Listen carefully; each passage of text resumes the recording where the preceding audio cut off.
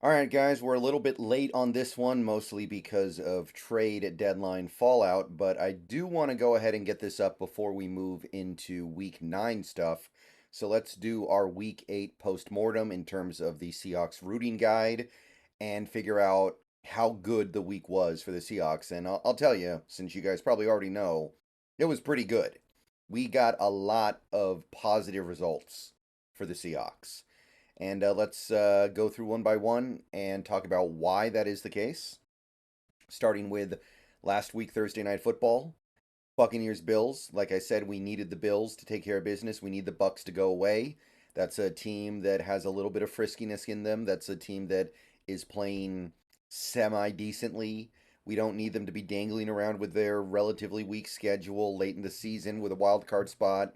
So pushing them down when they play a team like the Bills, necessary, important. So Bills got the win, and we got what we wanted. Uh, Rams Cowboys is the next game. This is a jumping, of course, forward to Sunday. And I did say there was a little bit of debate on whether or not we wanted the Rams or Cowboys to win. I do think we wanted the Cowboys to win, though. I think it's more important we flush the Rams out, and that's kind of what's happening. They lost potentially Stafford for a little bit here. They're 3-5 now.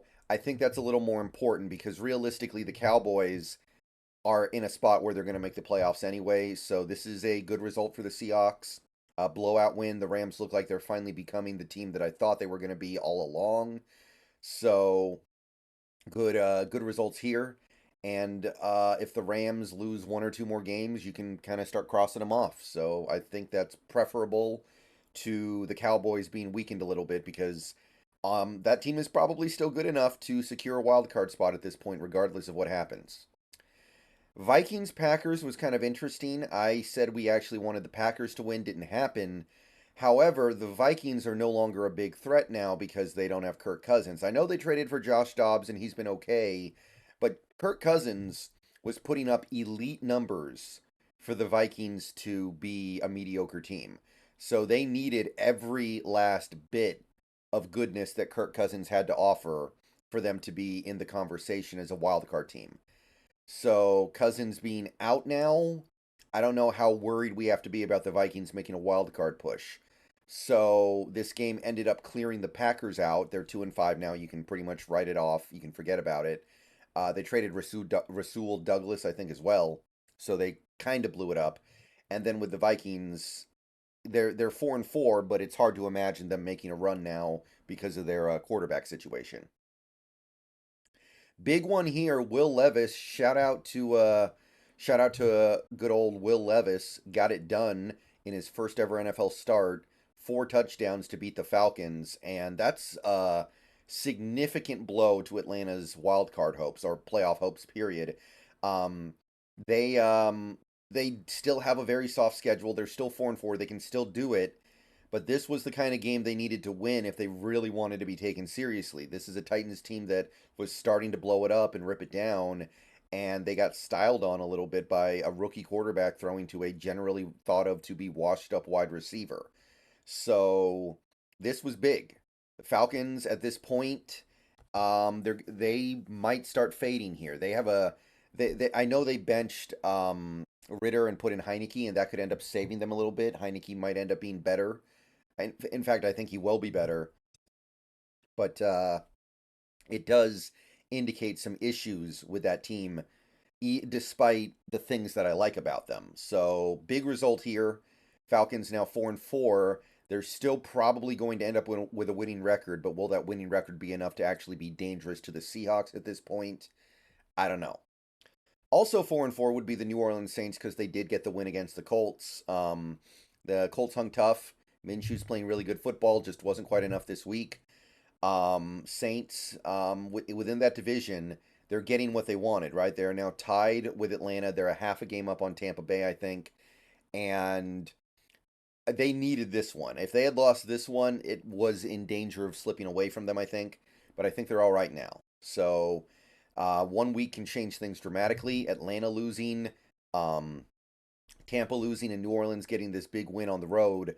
I feel like things are going to be a little brighter for New Orleans going forward. So they're going to be involved, which is too bad. And remember, we still have their third round pick, and that's now more important because we don't have our second round pick.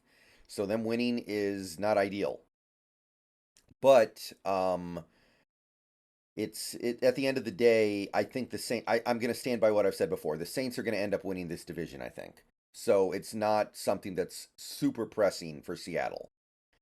Miami New England was a game that didn't really mean that much to us. However, I did say that I guess we want New England to lose, so they're more likely to blow it up.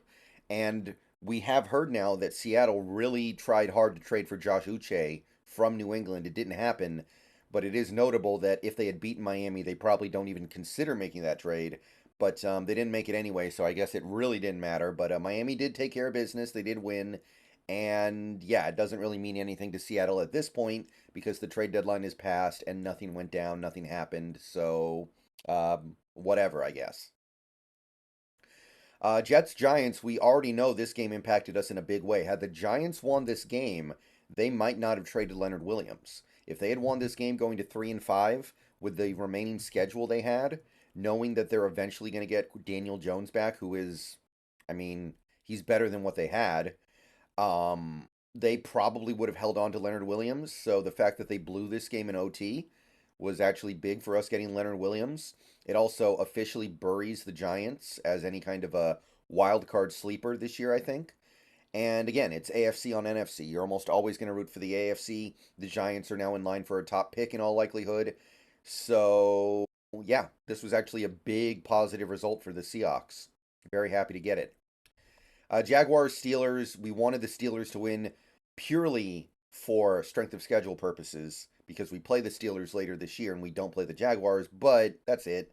Didn't happen. Didn't go the way we wanted it to.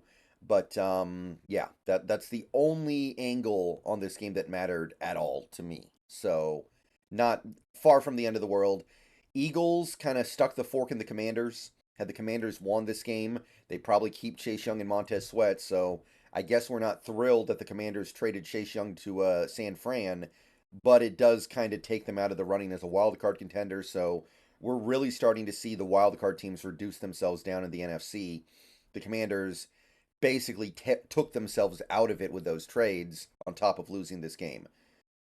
So I think that's it's debatable for sure, right? This is actually kind of a tough one to parse through because the Eagles are now starting to run away a little bit with the NFC, and obviously we could end up in contention with them. But we are going to get to play Philly at some point. We have a chance to control our own destiny a little bit there, I guess. And the Commanders, like they were probably not going to, even if they had won this game, I wouldn't have taken them that seriously. But them weakening themselves is going to make the game against them all the easier. So I'm pretty on board with it. I'm pretty happy about it. But yeah, could go either way on this one. Some people would say that we would have preferred the Commanders win. Texans Panthers heartbreaker. Would have loved to have seen Houston go to 4-3. Didn't happen. Very close. Frustrating. A couple of opportunities where it could have swung the other way. Didn't happen. Um, that Arizona first round pick, or with the first round pick that is now going to Arizona, gets a little bit better. Although we're still kind of out of the woods in terms of being a really high pick, I think, because Houston just looks a little too good to give Arizona like a top 5 pick. So at least we got that going for us. And Carolina still remains one of the worst teams in the league, so that's fine.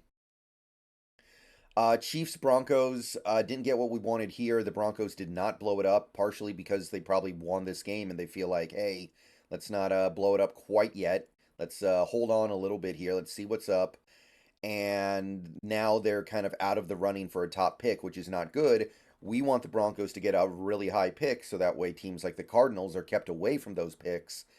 I don't know if it's still going to happen. Obviously, there were some extenuating circumstances in this game with Mahomes being sick, but that Broncos defense has turned it around. There's no doubt about it. They were historically bad at first, and now they're actually playing at a well above average level. So, could that result in more wins down the line? It's possible. So, maybe Denver won't be one of the top picking teams this year, which is not ideal for us. But yeah, didn't go the way we wanted. Ravens, Cardinals. I think this is actually kind of a either way game, right? If the Ravens won, then it's good because then the Ravens are going into the Seattle game on a hot streak and they're not going to be angry, they're not going to be desperate for a win. So we get the Ravens in a different state. Had the Cardinals won, it would have taken them out of the top pick sweepstakes just a little bit. Right now they are currently holding the top overall pick, by the way. So this is a game that could have gone either way and had positives and negatives for the Seahawks. So I'm going to say I'm okay with how it went, but it would have been okay the other way as well. And I guess at the end of the day, we care more about the Seahawks doing well this year than the Cardinals not getting a top pick. So this is probably preferable. Not because we need the Cardinals to keep losing, don't get me wrong. That doesn't really matter anymore. But the Ravens winning should make this week's upcoming Seahawks game at least a little more playable. Of course, we got the big one with the Bengals 49ers. Bengals handle their business, make Brock Purdy look human, make that team in general look human. Big result here. Very happy about this one. It did push the 49ers to make the Chase Young trade, I'm sure, but it's worth it. It's worth it. And at the end of the day, Chase Young is not going to fix their issues on the offensive side of the ball. He's going to assist a little bit on the defense, although honestly, he's not fixing their issues there either. More important, they just keep taking L's, and they took another L this week. Bears Chargers.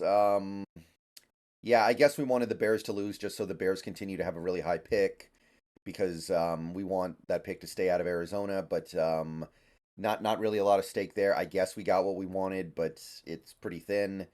Raiders Lions didn't get what we wanted here. We wanted the Raiders to find a way, and the Lions continue to push forward in the NFC North, and they will be a contender for a top seed. Their remaining schedule is pretty soft, by the way, so they'll definitely be in the conversation. So not so good there. But really good week for the Seahawks overall. We got most of the results that we wanted if you really dissect all this. And things are trending in a very good direction for this team where if they take care of their business, they'll be fine. They can win the division, but if they end up playing for a wild card spot, we're seeing a lot of these fringe wild card contenders start to get pushed down. There are only a few teams right now in the NFC that look like genuine wild card caliber teams. There's obviously going to be three teams that make it no matter what, but right now Seattle and Dallas look head and shoulders above any other wild card contender. Like the 7 seed right now I think would be the Falcons, and they don't look good really. They barely scrape by most of the time. All right, see you guys later.